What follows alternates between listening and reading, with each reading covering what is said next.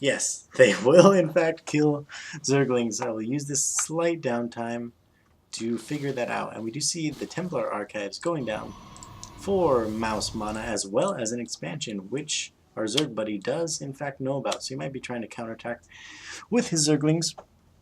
And really at this point, this third base is not saturated well.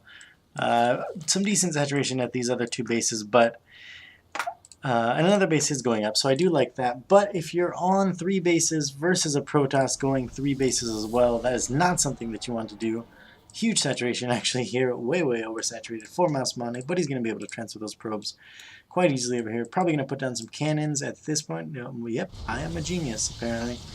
Zerg fire attacks level 2 and Carapace level 2 going down. So wait, did he have the Carapace that time when I was trying to figure out the... No, it wasn't actually done. Okay, now at this point, I'm not even going to worry about those upgrade wars because, well, let's just say that if you get upgrades, you're better off. I'm not going to worry about the specifics because it gets a little bit silly. But we do see a couple of High Templars, actually only one Colossus out right now. Let's take a look at the unit counting station, or the unit station. 63 probes compared to 56 drones. That is not good for our Zerg buddy, not good at all. 4 High Templar, 2 Sentries, couple of Phoenix, handful of Stalkers, and 1 Colossus and a Zealot. That is quite a weird composition, but it is a very clumped up composition. Very hard for our Zerg buddy to actually know what he wants to get against this army. And this 4th base is up, not saturated at all. This 3rd base actually not saturated. One thing you have to remember as a Zerg player is when you get a new base, you try and saturate it as quickly as possible. I mean, to a certain extent, you probably want to have 3 bases saturated at a time. You don't want to have all your bases saturated. You don't want to have too many drones. But really, if you forget to saturate your bases like this, it ends up being so much worse for you in the long run. And now these Phoenixes sneaking in, trying to do some more damage. But this, actually, I like this counter to Phoenixes. It's not something we see very often. It is Corruptors with Mutas. I should say Mutas with Corruptor support. That way, these Phoenixes can't actually just kite the Mutas all day long.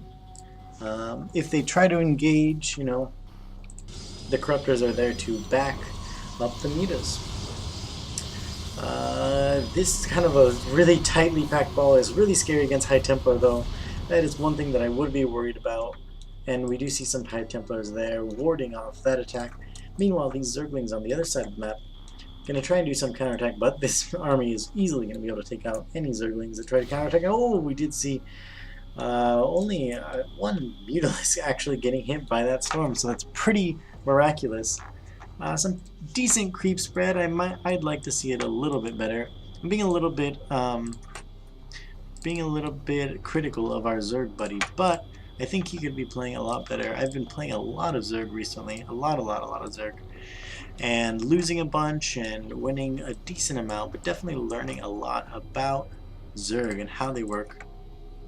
It's hard when your Protoss opponent actually does this type of style.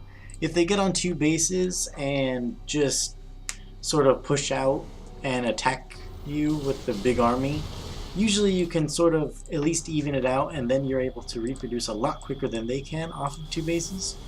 But when they sort of just turtle up, tech up a bunch, get a huge amount of tech, a big ball with so much tech that it's so hard to actually know what units you should be getting at any certain point.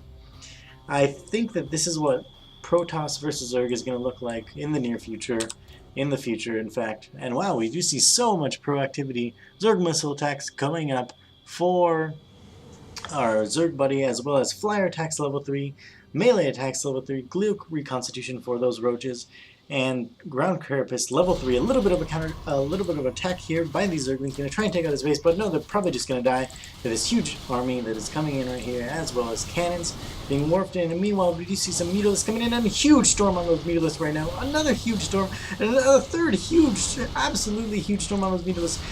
So many of them being taken out. And I think that the real story of this game is actually in the unit counting, the unit lost section. Only 13 units for 1,800 minerals, resources I should say, lost for our Protoss buddy MouzMana. And as you can see, so much more lost for our Zerg buddy. These, actually, these upgrades are not going to kick in time, and he's hardly going to have any roaches for that Glitter Reconstitution to actually affect.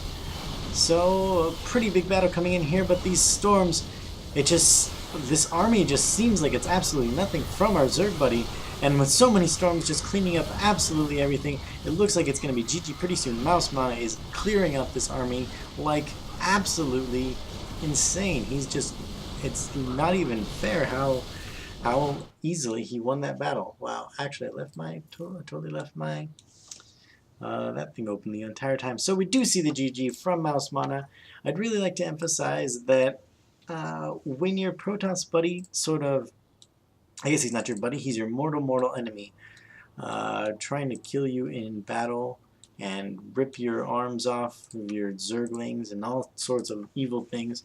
But when you see your Protoss buddy really turtling up, really taking up, I think that Zergs are going to have to really adjust to that sort of style of play. I think we're going to see more Nidoswarms. I think we're going to see more drop play.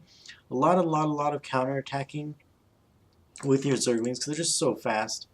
And really, I think we're going to see Zergs have to adjust to this style of play because it is so strong right now.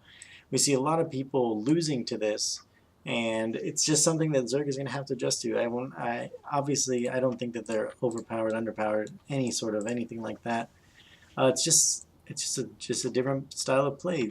I mean, if Protoss aren't just sitting back on, when Protosses were just sitting on 2 bases and then going out and attacking, you know, they weren't playing very well.